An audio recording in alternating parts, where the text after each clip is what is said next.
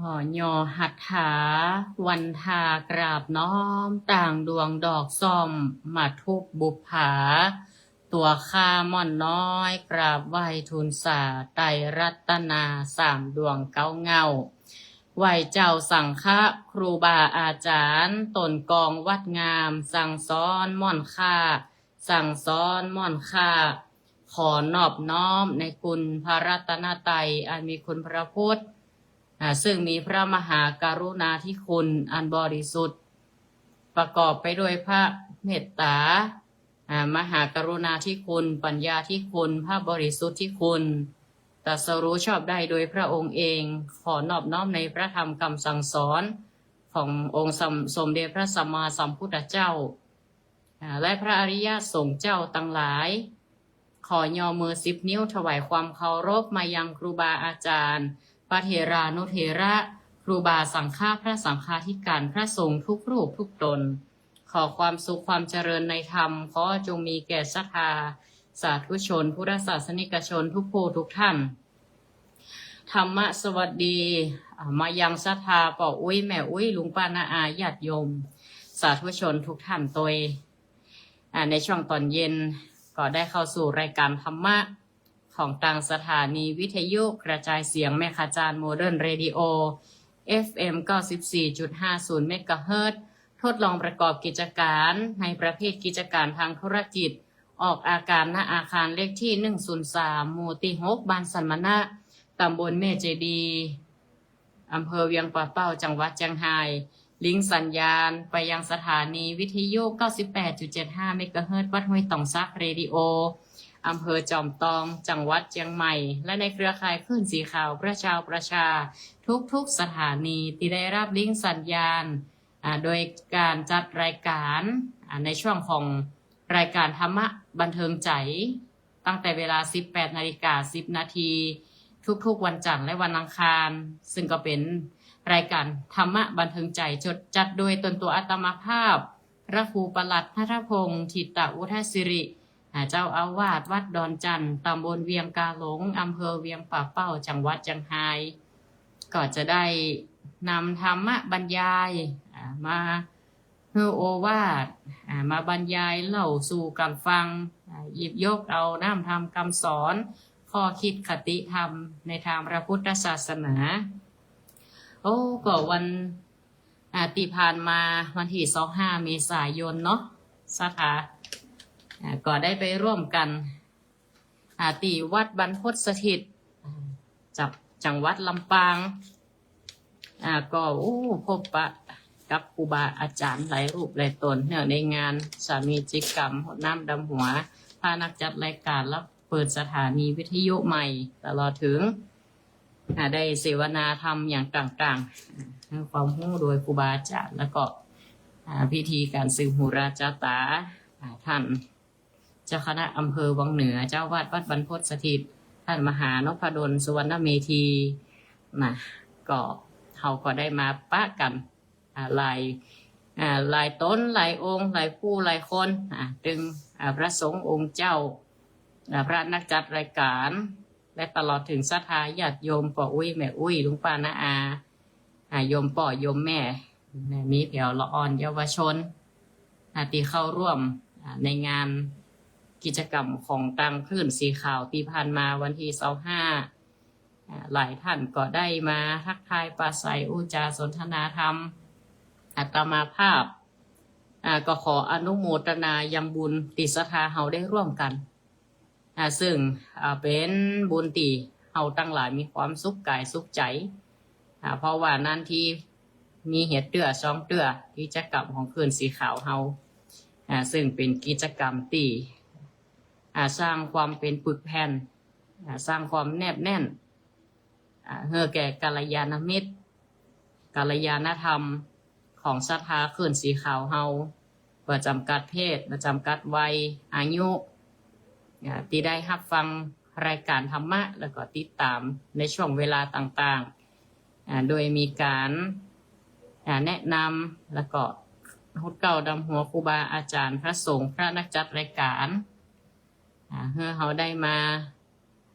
คุ้นเคยในพระพุทธศาสนา ประเพณีวัฒนธรรมที่เราต้องเล็งเห็นความดีงามของหมู่คณะเป็นความดีงามความงามในหมู่สงฆ์ความงามของอุบาสกอุบาสิกาเฮาล้วนไปเป็นนาบุญเป็นสิ่งที่ควรช่วยกันอนุรักษ์รักษาสืบต่อกันไปปีหน้าจะจัดที่ไหนฟังกันไปแต่ว่าประเพณีรอเทียนนี่บอกคุณว่าจะจัดที่ของมูลนิธิท่านอาจารย์สาธิตนี่นะ ก็โอ้พบปะกับญาติโยมหลายท่านเข้ามาทักทายเตือก็มันเมินหันกันเตือลังห้องเป็นประติดตามผ่านทางวิทยุทางไลฟ์สดทาง Facebook YouTube พอจากเพจรายการธรรมะว่าได้หันตัวจริงก็ไปปะกันเหียตีวัดบรรพตสถิตบางท่านก็ยังประจำเตือว่าเป็นไผที่ไหนนี่นะก็มีศรัทธาห่วมหอมบุญจัดรายการกันเตดกันทำมาตีได้ให้ได้หอมมากูคนอย่างแม่น้อมสุภาวงศ์บ้านตาจ้างเวียงหนองล่องก็ได้ร่วมเตดกันทำมา100 บาทนะ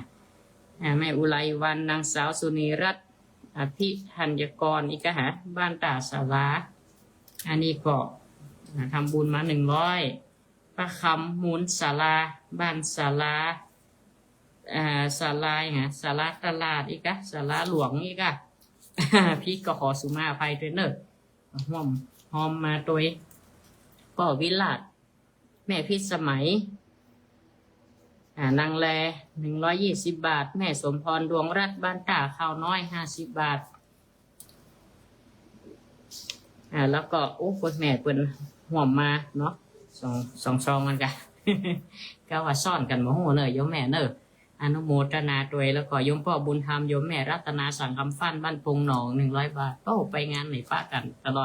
ลอดถึงสถาญาติโยมป่อออกไม่ออกสถาติป้ากันได้ห่วมบุญเป็นการเตะการทำก็อาตมาภาพก็ขออนุโมทนาที่ไปได้ขานชื่อก็ดีได้ขานชื่อก็ดีขออนุโมทนาทุกท่านตัวอันว่าบุญญาณิปะละโลกัสสมิงปฏิทาโหติปานินันติบุญเป็นที่ปึงให้เฮาทั้งในโลกนี้และโลกหน้าศรัทธาญาติโยมเจ้าข้าทั้งหลายที่เฮาได้มาร่วมกันเพราะว่าจะเป็นการฮืดดานรักษาศีลเจริญเมตตาภาวนาและการที่เฮามาร่วมกันเป็นสังฆสะเป็นหมู่เป็นคณะร่วมกิจกรรมเป็นบุญบุญนี้ก็คือสิ่งที่ทำแล้วมีความสุขใจมีเกิดความปริติเกิดความปราบปลื้มความสุขความเจริญใจนี่เป็นเรียกว่าบุญที่นำให้เฮานั้นได้ตั้งอยู่ในศีลในธรรมตั้งอยู่ในประเพณีวัฒนธรรมที่ดีงามเฮาได้มาพบกันมาร่วมกิจกรรมกันหากบ่มีการมาพร้อมเพรียงกันนี่ในหมู่ชาวพุทธเฮานี่โอกาสที่เฮาจะทำบุญเพื่อพร้อมกันตึงตานศีลภาวนาก็เป็นไปได้ยากอยู่บางห้องก็ว่าการฮือตานอย่างเดียวก็บางทีก็อาจจะสำเร็จได้หากว่าเขาต้องมีศีลแล้วก็ภาวนาคือการเจริญปัญญาตลอดถึงในเรื่องของภาวนาคือการพัฒนาปัญญาเจริญจิตเจริญใจเขาเนี่ยมันก็เ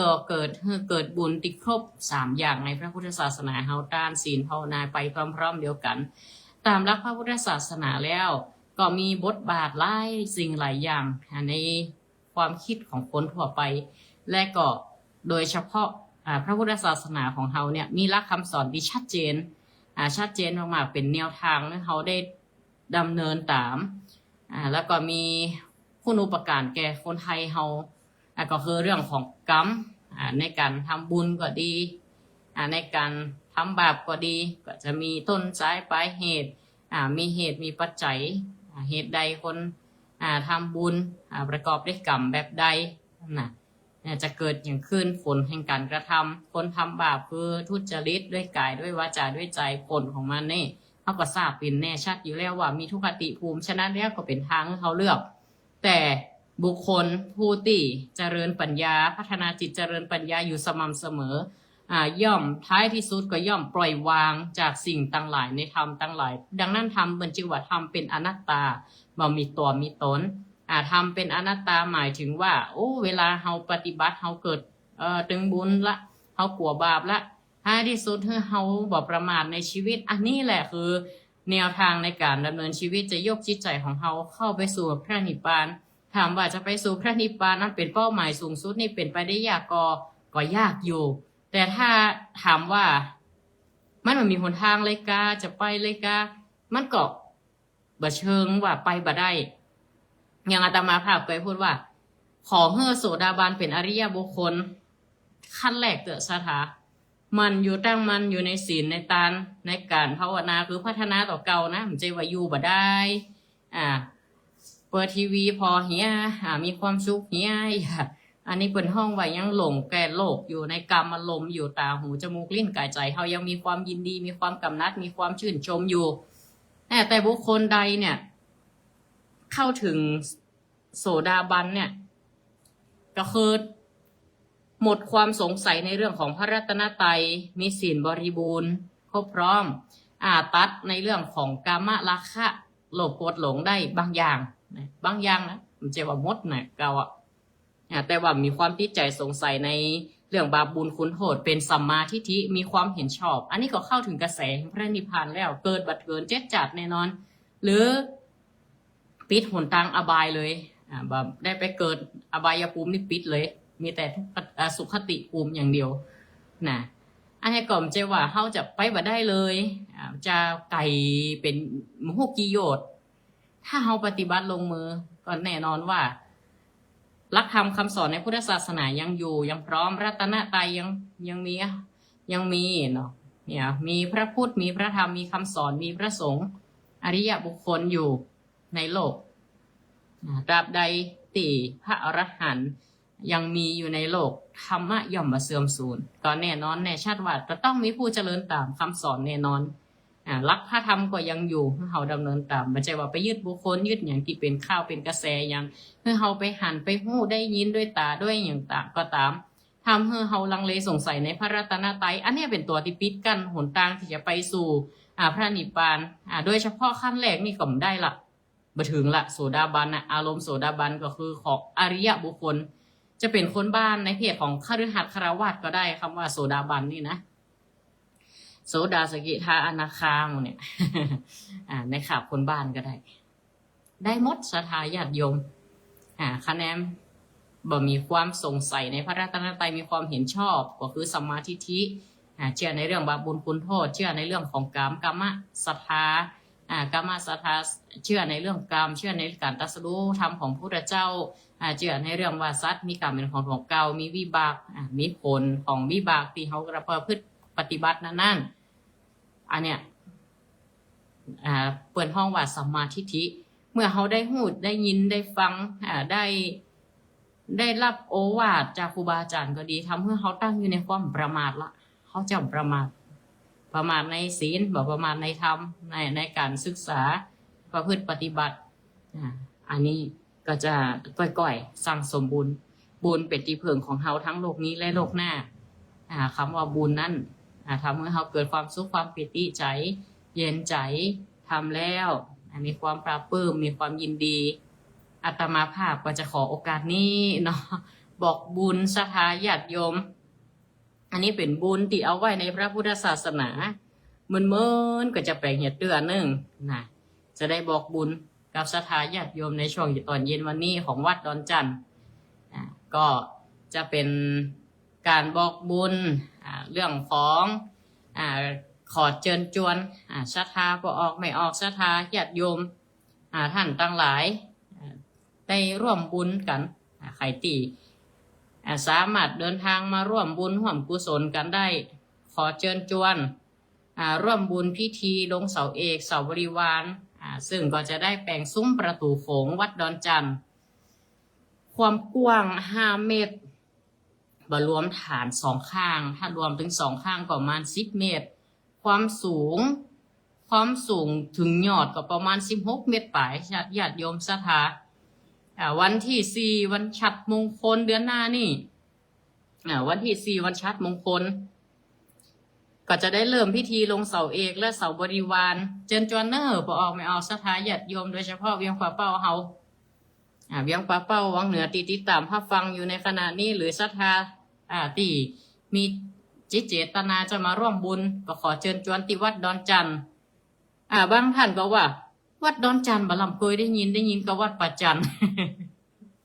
อาตมาภาพของเราความเข้าใจเนอะคำว่าวัดดอนจันทร์มันมีแต่เมื่อน่ะศรัทธาอาตมาภาพเกิดเป็นละอ่อนก็มันก็จะอยู่ดอนจันทร์เนี่ยแต่หมู่บ้านมันป่าจันทร์แต่ด้วยการตีห้องติดปากเลยห้องแบบวัดป่าจันทร์โดยพื้นที่วัดมันเป็นพื้นที่ดอนเพิ่นได้ตั้งดอนจันทร์บางคนเสาะหาวัดก็บอกป้าอีน่ะ วัดดอนจันทร์อยู่ตั้งใดบางเถื่อพออุ้ยแม่อุ้ยด้วยความเคยชินน่ะเนาะตั้งนอกตั้งฝั่งอีกตั้งแม่คัดจานตั้งอย่างส่วนมากเวียงป่าเป้าห้องวัดประจันแต่ว่าชื่อวัดแต่แล้วชื่อวัดดอนจันทร์เนี่ยวัดดอนจันทร์เวียงกาหลงนั่นน่ะเป็นพื้นที่ดอนก็ห้องว่าดอนจันทร์สอดคล้องกับชื่อหมู่บ้านบ้านประจันทำความเข้าใจศรัทธาเดียวว่าไม่เคยได้ยินอีก บางท่านอาจจะคอมเมนต์เข้ามาได้ยินกับวัดประจันแสดงว่าไม่เอียวมันเนี่ย ถ้าศรัทธาขึ้นสีขาวเขานี่บ่มีปัญหาละมันมีแต่กอวัดนี่ บางคนยังถามนะมีแต่กอว่ะเอาศรัทธาขึ้นสีขาวห้อยเป็นพยานเนอะ มีแต่ทุกเจ้าตัวนี้นะมีแต่มาพอเถอะเนาะเนี่ยศรัทธาขึ้นสีขาวเฮานี่มาหลายเตือนละ หน้ากันมันละในวันที่4ก็ขอเชิญชวนตรงกับวันชัดมงคลเดือนหน้านี่พฤษภาคมเป็นเลิกดียามดีวันชัดมงคลวันหัวเลี้ยงหมอนแหมกั้มจะได้ทำพิธีลงเสาเอกแล้วก็เสาบริวารมาห่วมกันมัดผ้าแพรเขียนแผ่นดวงชะตาชีวิตเสริมดวงเสริมอย่างศรัทธาญาติโยมที่จะได้บรรจุกับฐานซุ้มประตูโขงนี่โอ้แหมเมินบ่เนอะศรัทธาโหกี่ร้อยปีบอกว่ามันจึงยังอยู่ขนาดพระธาตุลำปางหลวงเปิ่นงามเนาะยิ่งเก่ายิ่งมีคุณค่าซุ้มประตูโขงนี่นะมันเป็นเอกลักษณ์ของล้านนาเฮาคนเมืองเฮาจะหันว่าวัดวาอารามบักเก่าเนี่ยเพิ่นจะแปลงเอาไว้อย่างวัดอย่างที่เขาไปถ่ายรูปกันวัดต้นเกวียนหน้าวัดอย่างจังใหม่นี่ก็จะมีวัดนี่ฮะวัดโลกโมลีอันนี้ก็เป็นก็ย่อเนาะเป็นย่อๆเป็นซุ่มอยู่ต่ำหน้าวิหารก้าอย่างก้าก็จะเป็นรูปประตูโค้งนี่ก็หมายถึงคล้ายๆมันจุ่มค่ะเนี่ยเป็นรูปที่เขาหลอดได้หลอดซุ่มประตูได้และจะประกอบด้วย3จั่นกาจั่นเดียวกาของวัดดอนจันทร์ให้เป็น3จั่น3จั่นสูงรวมถึงฐานถึงยอดเนี่ยก็16 เมตรปลายความกว้างตีเขาเดินหรือรถเข้าออกนี่5 เมตรตั้งข้างแห่งข้างละ3 เมตรปลายเนี่ยศรัทธาความลึกก็5 เมตรตอนนี้ศาลาก็เคลียร์พื้นที่ละวันผูกจะขุดหลุมละขุดหลุมเตรียมจะลงเสาวันที่4นี่รับตาขึ้นไปแบบเว้ยไปเนาะวันเวลาประเดียวมันอย่างมาเว้ยก็ใกล้จะถึงแฮมละมันไวนะวันเดือนปีประเดียวจะห่วมบุญห่วมกุศลกันติดต่อตีเบอร์โทรอาตมาภาพเลยเนอะ0963458026ก็ได้เบอร์ส่วนตัว0861914976ก็ได้ตอนนี้มีแม่วิไลวันนะคะโยมแม่วิไลวันเพิ่นจะเอาน้ำเปล่ามาออกลงทานเลยเนอะอนุโมทนาโยมแม่วิไลวันไปยิ้วเพิ่นติดตามตลอดแจ้งมาทาง Facebook ว่าโยมแม่จะเอาน้ำเปล่ามาตัววันนั้นก็ป้ากันก้ำได้ตักกันชักกรรมเพื่อเลี้ยงแถวดำหัวครูบาอาจารย์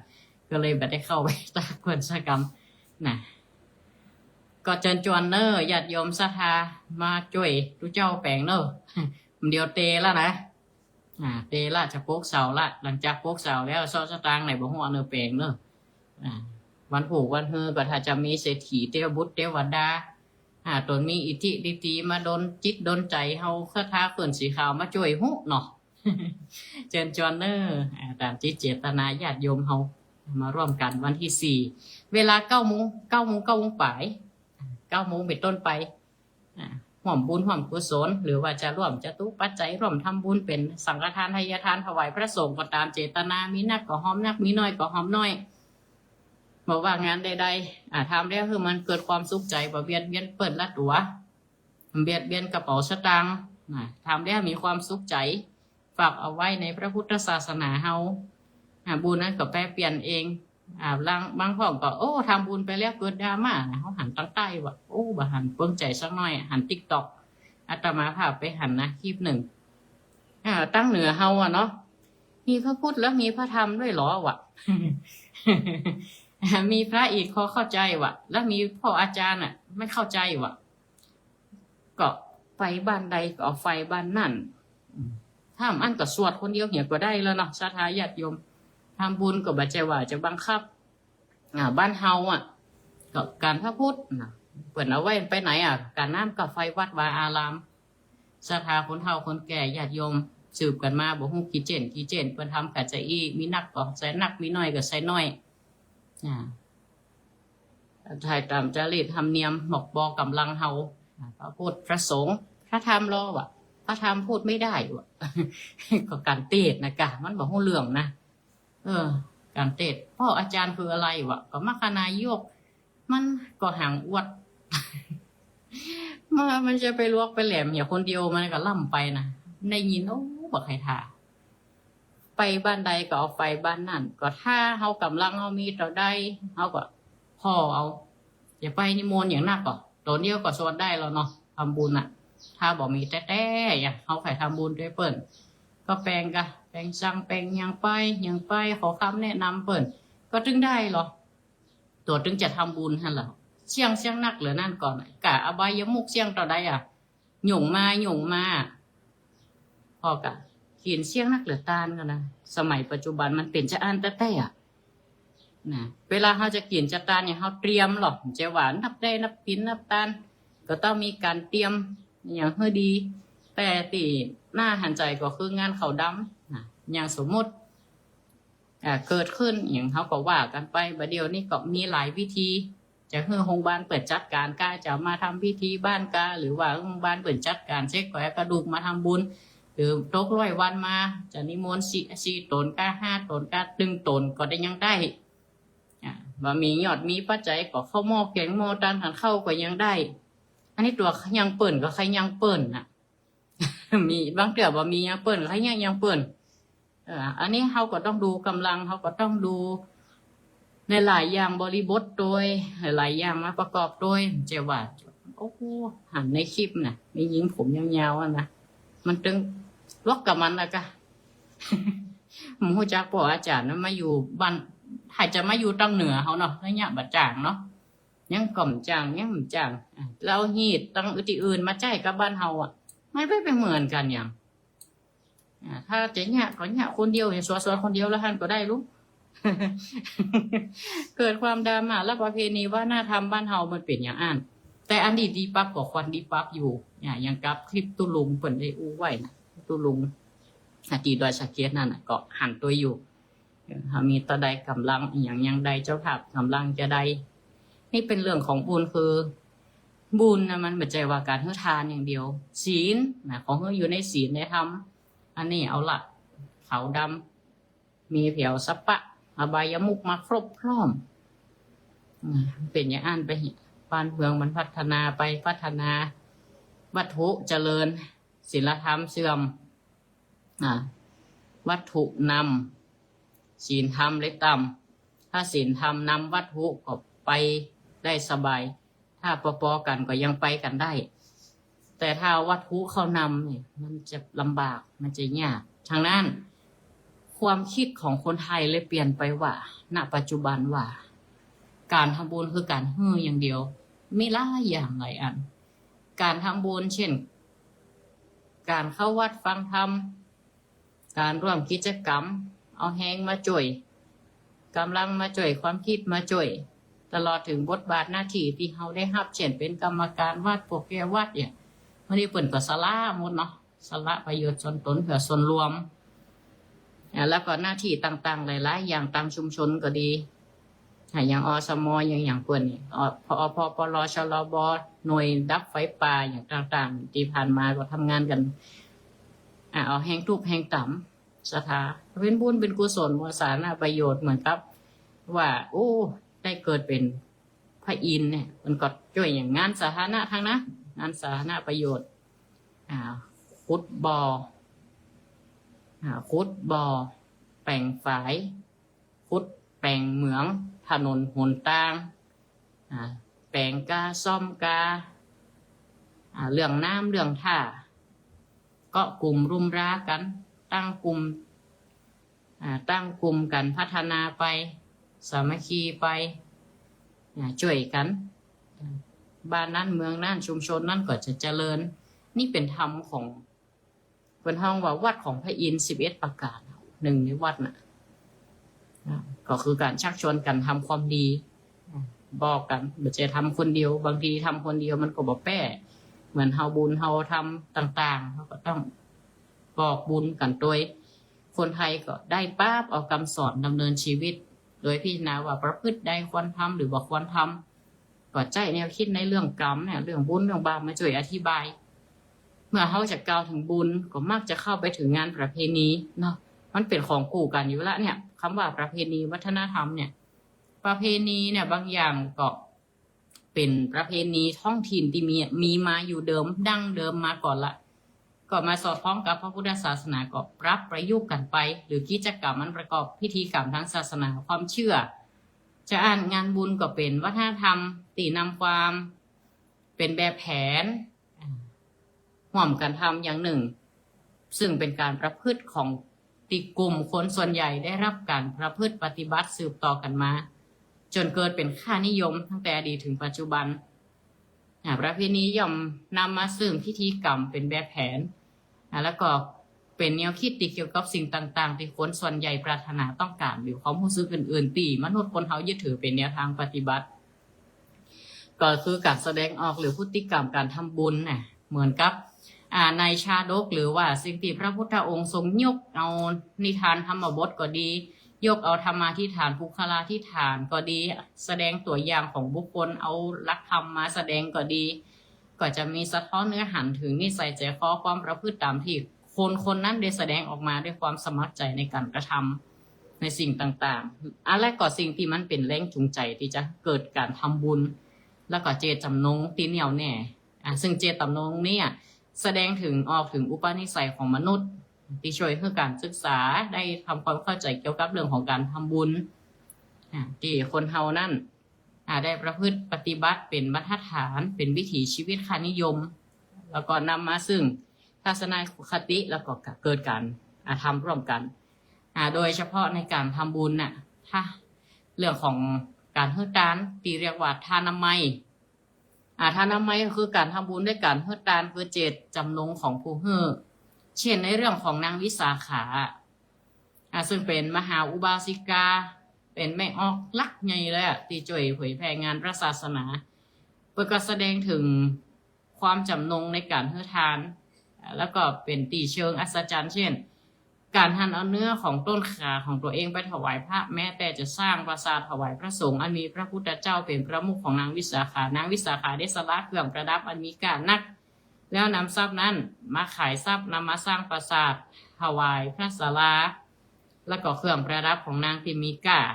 และแหมนางหนึ่งที่ว่าเนี่ยเอาชิ้นขาของตัวเก่าไปถวายพระมีอย่างจะถวายเนี่ยพระพุทธเจ้าตัดเลยออกวินัยห้ามฉันเนื้อ10 อย่างบอกว่าฉันเนื้อมนุษย์เนื้อสัตว์ที่แบบเหมาะสมเช่นเนื้องูเนื้อเสือโคร่งเสือเหลืองเนี่ยต่างๆเหล่านี้มันเป็นเหตุพระพุทธเจ้าก็เฟือนี่ก็สถานนักขนาดนี่สถานนักลำไปจนนางสูบหอมนี่นะเพราะว่าพระสงฆ์รูปหนึ่งนั่นเมื่อยอีกป่วยแบบสบายอยากกินจีนนั่นจีนนี่แต่นางด้วยความศรัทธาเนาะก็ไปซ่อจีนในกล่อมนี้เพิ่นก็ขายเฮือซ่อในกล่อมได้เอาจีนขาแล้วเกาท่มศรัทธาเอาจีนขาแล้วเกาได้รับความทรมานนั้นก็สู้พร้อมลำบากเรื่องถึงหูพระพุทธองค์ถึงพระกันพระพุทธองค์เดี๋ยวเพิ่นได้ยินมาน่ะเมื่อคนไปบอกกาเรื่องนี่กาก็เลยประชุมพระสงฆ์แล้วก็ตัดวินัยออกมาบางทีก็ทำบุญแบบศรัทธาจะแต้นะแต่มันก็บางทีมันก็บ่ควันผสมควันศรัทธาญาติโยมอย่างนางวิสาขาสละทรัพย์ของตัวเก่าเครื่องประดับนั่นคือความพยายามของเปิ้นเปิ้นมีเปิ้นถึงทำได้ เปิ่นจะทำบุญเท่าใดก็จ้างเปิ่นบ่ต้องไปเล่าเปิ่นบ่ต้องไปเล่าเฮามีเท่าใดเฮาก็ทำเท่าอันบ่ว่าจะฮื้อตานกะมันจะว่าศีลก็ดีๆเฮาเนี่ยยังเปิ่นบ่ได้ก็อนุโมทนากับเปิ่นยังเปิ่นรักษาศีลครบ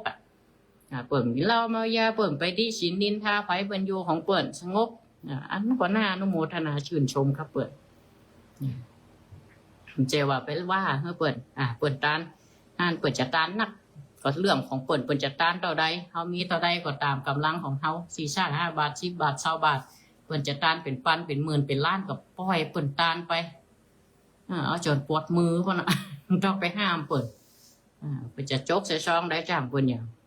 บางเทื่อของมันอยู่ในซองมันสิหันมัน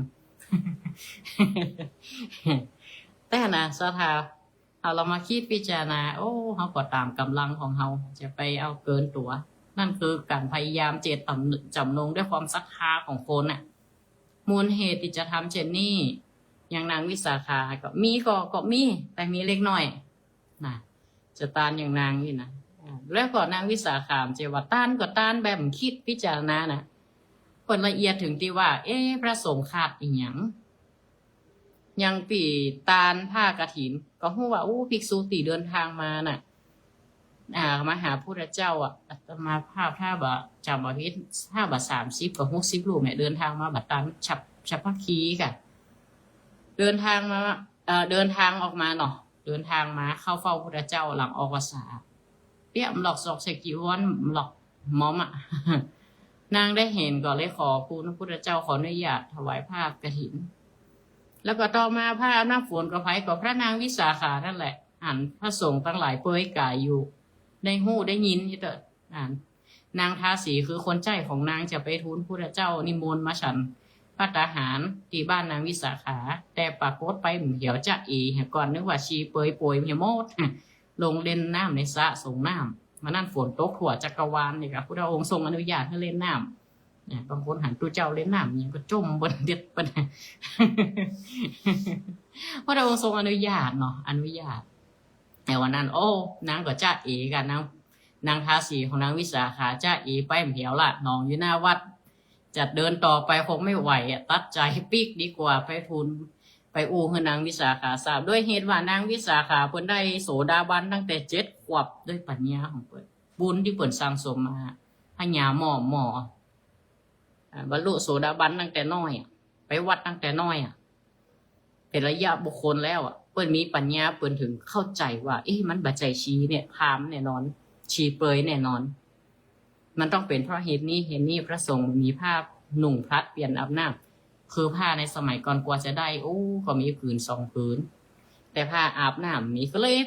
ทูลขออนุญาตพระพุทธเจ้าถวายผ้าพิเศษที่เรียกว่านอกจากผ้าไตรนอกจากผ้าสบงจีวรผ้าสังฆติก็คือผ้าที่พิเศษก็คือเรียกว่าผ้าอาบน้ำศพฝนหรือผ้าวสิกะสาดกวสิกะสาตกะอย่างนั้นนะตามภาษาบาลีอันนี้ก่อมเจวานั่งถวายไปมีบัดได้ใช่ปัญญาน่ะจะว่ารวยแล้วจะถวายอย่างก็ได้ขนาดชุดอย่างนะนินรดามหาอย่างเพราะชุดใหญ่ๆแปลงๆน่ะประดับแก้วมณีทอดถวายหมดเอาออกถวายหมดพระพุทธศาสนาหมดแปลงวัดแปลงว่าประกอบด้วยเบญจกัลยาณีหรอยากที่ไม่ยิงจะประกอบครบ5 ประการเบญจกัลยาณีผิวดำมวยตายังเนื้อฟานเนี่ย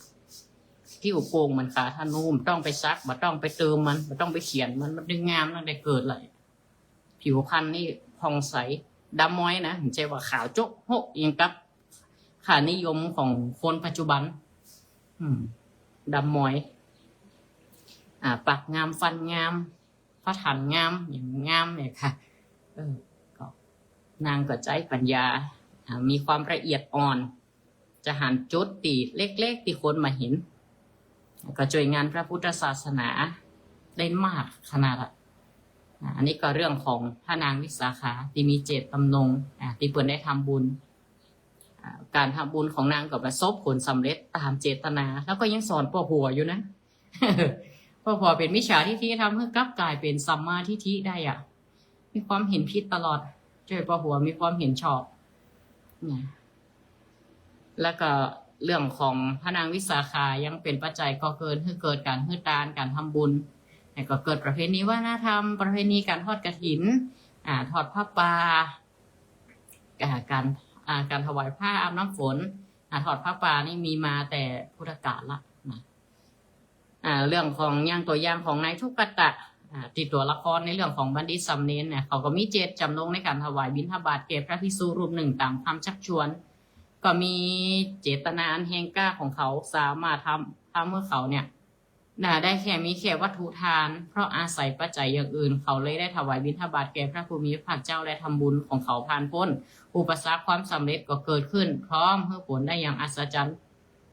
หลักฐานของการเฮือทานมุ่งหวังเพื่อเฮือซุกเพื่อแก่ผู้ฮับเป็นสำคัญเป็นการทำความดีตามหลักแนวของเรื่องของประโยชน์ที่มันเกิดขึ้นก็มีตัวอย่างหลายๆเรื่อง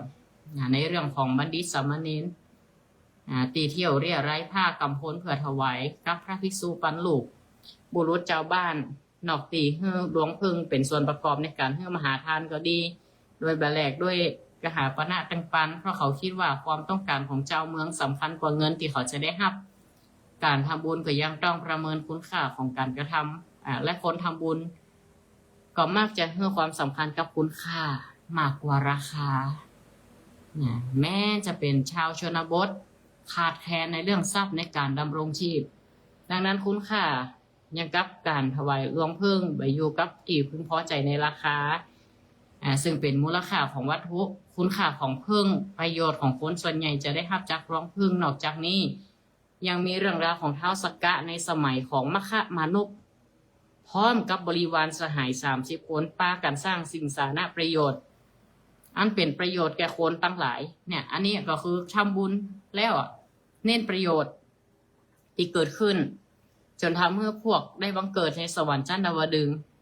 ก็ด้วยการทำบุญสร้างถนนพุทธน้ำบ่อก่อศาลาสร้างสาธารณประโยชน์ของมคมานพให้มาก็ได้กลายเป็นบังเกิดเป็นพระอินทร์แล้วก็บริวารของพระอินทร์มานพถึง30 คนนั่นติดตัวเก่าไปชักชวนมาห่วมกันเนี่ยกันทำนั่นก็กลายเป็นธรรมเนียมประเพณีของชนบทไม่จะอยู่ห่างไกลความเจริญก็บ่ได้อาศัยอยู่ที่บ่ได้ยึดถือในเรื่องราคาเช่นบ้านเฮาอย่างกับการตานต้นเพิ่งก็ดีเครื่องสักการะบูชาก็ดีดอกไม้ธูปเทียนก็ดีการถวายไม้กำสีก็ดีเนาะตัวพระเจ้าบางทีก็เป็นสิ่งที่เอาหาได้ทั่วไปบ่ได้อยู่ตีราคาบ่ได้ตีตาเป็นเงินตาก็สามารถที่จะทำได้ทำให้ทานเป็นเรื่องของการเสียสละมากกว่าก็เพื่อประโยชน์ของคนอื่นอย่างเราจะพาทำอย่างต่างๆไว้กับพระพุทธศาสนากุฏิวิหารศาลาพระธาตุให้คนตั้งหลายได้กราบได้ไหว้ได้สาห้องน้ำห้องถ่ายก็ดีให้คนได้ปลดทุกข์ให้คนได้ปลดทุกข์ดังนั้นห้องน้ำเลยชื่อสุขาสุขีสุขาถ้ามีนี่สุขาหายพ่อแม่ศรัทธาญาติโยมเฮาไปเดินทางไกลนะสิ่งตีเสาะหาแหลกๆนี่โค้มใจเซเว่นโค้มใจโลตัสบิ๊กซีโดยเฉพาะคนเฒ่าคนแก่ห้องน้ำ ต้องหาเป็นอันดับแรกเลยละศรัทธาบ่มีนี่สำคัญเรื่องใหญ่ก็เพื่อให้ประโยชน์แก่คนทั้งหลายอันนี้เปิดก็ยกตัวอย่างเนาะในเรื่องของประโยชน์ของการทำบุญเป็นอย่างใดเฉพาะเจาะจงในเรื่องของราคาตีค่าเป็นราคาในการให้อย่างนิทานชาดกหรือนิทานธรรมบทตีพระพุทธองค์จะสอนคนตั้งหลายเช่นอาจจะเรื่องคนพ่องเป็นสัตว์พ่องถึงแม้เป็นคนเหมือนกันแต่ก็มีความแตกต่างทางบุคลิกและสิ่งแวดล้อมและสังคมเช่นมัชริยะเศรษฐีและภรรยาถูกมหาโมคคลลานะทรมานจนตัดสินใจถวายทานด้วยขนมเบื้องแด่พระสงฆ์โดยมีพระศาสดาเป็นประธานวานอนในป่าถวายร้องพึ่งแก่พระภูมิพระภาคเจ้าในคราที่จำพรรษาในป่าปาลิเลยะท้าวสักกะก็ถวายบิณฑบาตแก่พระมหากัสสปะโดยลวงพระเถระก่อนจึงได้ถวายบิณฑบาตได้ บุรุษใดคนไทยคนหนึ่งถวายภัตตาหารแด่แก่พระมหากัสสปะ เพราะว่าพระอินทร์น่ะหรือท้าวสกาเทวราชน่ะจะลักบุญจากมนุษย์ตัวได้บุญแล้วเป็นท้าวสกาแล้วยังจะลักเอาบุญจากมนุษย์อยู่ใกล้นะเพราะว่ายังพระมหาอุปคุตเนาะเป็นหู้มหาอุปคุตก็หู้นี่นะเป็นไผยังพระมหากัสสปะเข้านิโรธสมาบัติอย่างเปิดไปบิณฑบาตพระอินทร์อย่างต่างๆกว่ายักษ์ถวายอันนี้เรื่องของบุญวัตถุที่ผู้รับได้รับและได้เกิดประโยชน์ก็เป็นสิ่งที่จับต้องได้ยังนับว่าเป็นการเฮือทานแล้วก็มีการประกาศบุญของท่านก็คือการอนุโมทนาหันเพิ่นทำคุณงามความดีก็อนุโมทนาบุญก็เปิดก็เป็นเรื่องของการเฮือทานต่อมาเรื่องของศีลไมยบุญสำเร็จด้วยเรื่องของศีลก็คือการรักษาศีลเพราะว่าการรักษาศีลเป็นพฤติกรรมบุคคลที่ยากต่อการตัดสินชี้ชัดได้ว่าดีหรือว่าเลวนอกเสียแต่ว่าจะอ้างถึงจริยธรรมส่วนบุคคลซึ่งเป็นจุดประสงค์ให้คนเนี่ยได้ฝึกอบรมมาดีอบรมกายอบรมวาจาที่สำคัญจนกลายอุปนิสัยเป็นจิตใจของเราเองเป็นบุคลิกเป็นจิตใจเป็นกรรมดีหรือกุศลกรรมคนดีก็จะมีความพึงพอใจในการทำดีเป็นปกติยังกับเรื่องของจักขุบาลเถระสามเณรผู้หลานของพระจักขุบาลเถระที่ต้องเสียศีลเพราะได้ยินเสียงมายิงกลางป่าสามเณรเสียศีลได้ง่ายเพราะความที่เขาบ่ผ่านการอบรมก็มีชาดกมีเรื่องตลอดถึงในเรื่องของพุทธประวัติบางอย่างเปิ่นชี้สอนในเรื่องของศีลจุดมุ่งหมายในการบวชของเขาบ่ได้เป็นไปเพื่ออบรมศีลธรรมพระจักขุบาลเถระยังตัดสินการกระทำของตัวด้วยภาวะความเป็นสามเณรต่อนั้นท่านได้แสดงความคิดไปถึงความดีของความเป็นมนุษย์และก็เสียศีลของสามเณรเป็นไปตามกฎของธรรมชาติของมนุษย์แต่สำคัญพระเถระแล้วมนุษย์ควรจะมีเหตุผลในการประคับประคองตนเพราะว่ามนุษย์เราเป็นสัตว์ที่มีความคิดบ่ได้ใจคำว่าสัญชาตญาณฉะนั้นคนจึงแตกต่างกับเดรัจฉานคือมีความคิดเป็นของตัวเก่าคิดเป็นคิดได้มีเหตุมีผลบ่ได้ใจคำว่าสัญชาตญาณถ้าสัญชาตญาณใจกับสัตว์เดรัจฉานอย่างเดียวมนุษย์มีความคิดมีการพัฒนาอยู่ตลอดเวลาแสวงหาความถูกต้องในการดำเนินชีวิตแตกต่างกับสัตว์ทั่วไปยังเรื่องของแม่สามเณรจะให้ความสำคัญกับสภาวะความเป็นสามเณรแต่ด้วยความเป็นมนุษย์ก็ยังขาดความรับผิดชอบต่อตนเองในความสำคัญในเรื่องของศีลอย่างจักขุบาลศรัทธาในเรื่องของศีลก็เป็นเรื่องที่สำคัญเนาะในตอนจบเรื่องจักขุบาลเถระเนี่ยได้แสดงแนวคิดเกี่ยวกับเรื่องของศีลข้อปาณาติบาตพระจักขุบาลเถระได้เหยียบแมงตายเป็นอันมากในเวลาที่เปิ่นเดินจงกรมในการวินิจฉัยพฤติกรรมของพระเถระกับพวกภิกษุที่ทักท้วงการเดินจงกรมของท่านทำให้สัตว์ตายนั่นก็คือพฤติกรรมบ่ควรทำเพราะการกระทำของท่านนั่นเป็นเหตุให้สัตว์ตายจากคำพูดที่ว่าเมื่อท่านต้องเหยียบสัตว์ตายเพราะความเพียรในยามตาบอดพวกภิกษุจึงหมดความสงสัยในพระเถระเมื่อรู้ว่าท่านได้คุณวิเศษแล้วบางทีการจะดีจะชั่วอย่างนั้นต้องดูที่เจตนาตัวอาจจะผิดศีลบ่ผิดดูที่เจตนาตัวแต่ถ้าตั้งโลกนั่นก็แตกต่างกับผิดกฎหมายคือตายตัวเช่นการขับรถไปสมมติไปโจรเปิ่นเจ้าหู้ว่าบ่เจตนาบ่ได้มันก็มีโทษของมันอยู่จากประเด็นต่างจากในเรื่องของศีลแล้วบางทีเจตนาก็เป็นตัวตัดสินตัวว่าดีหรือชั่วจากประเด็นนี้ตัวบุคคลก็เป็นสามารถที่เป็นมาตรฐานชี้วัดเรื่องศีลเฮาสมบูรณ์หรือว่าบกพร่องของศีลขึ้นอยู่กับความสมบูรณ์ของบุคคลตัวก่อก็เป็นไปตามนั้นการกระทำของท่านบ่แอบแฝงด้วยกิเลสตัณหานี่พระจักขุบาลถึงแม้ว่ามันจะเหยียบย่ำสัตว์ก็เปิ้นบ่หันนะการกระทำของท่านจึงเป็นพฤติกรรมต่อพฤติกรรมที่บ่อยู่ภายใต้กฎเกณฑ์ทางศีลธรรมพระเถระก็เป็นอิสระด้วยเจตนาเป็นเหตุให้สัตว์ตายอิสระก็มีเจตนานั่นเองแนวคิดแบบเนี่ยศรัทธาบางทีเขาก็ต้องดูตีเหตุแล้วก็ปัจจัย เหตุมันเกิดขึ้นอย่างใดปัจจัยมันเป็นใดผลมันเป็นอย่างใดก็จะเป็นตัวชี้วัดให้เฮาว่าบางทีเฮาทำผิดไปก่อศีลเฮาเป็นตัวเตือนให้เฮาว่าบ่ฮื้อผิดศีลผิดธรรมหรือบ่ฮื้อมันเกิดซ้ำๆเดิมๆผิดซ้ำๆเดิมๆอย่าไปนักการทำบุญด้วยการรักษาศีลก็ถือว่าเป็นการให้ทานที่สามารถทำได้ตลอดเวลาโดยทุกลมหายใจเข้าออกของเฮาการประพฤติกระบงถึงคนมีศีลเสมอต้นเสมอปลายเป็นเรื่องของความประพฤติแม้วิถีชีวิตประจำวันก็เป็นเครื่องยืนยันในเรื่องของความปกติของเฮาก็เป็นประเพณีในการรักษาศีลเช่นศรัทธาญาติโยมเฮาก็พื้นฐานก็เรื่องของศีล5พื้นฐานเป็นเรื่องของศีล5เรื่องศีลอุโบสถหากว่าท่านอาจจะยึดเอาศีลอุโบสถศีล8วันอุโบสถศีลก็ดีเอามาอธิษฐานถือเอามานั่งนอนตีสบายแบบประโคมเครื่องหอมบดีจีตีเป่าห้องรำทำเพลงเป็นต้นบุญที่เกิดจากการรักษาศีลนี่นั่นก็จะทำให้กายวาจาเขาเป็นปกติและในทางนั้นทางนี้ก็ส่งผลต่อพฤติกรรมทางจิตใจของเขาก็มีความสุขนั่นเองสุดท้ายก็คือเรื่องของการภาวนาทำบุญด้วยการภาวนาเกี่ยวกับการทำบุญด้วยการ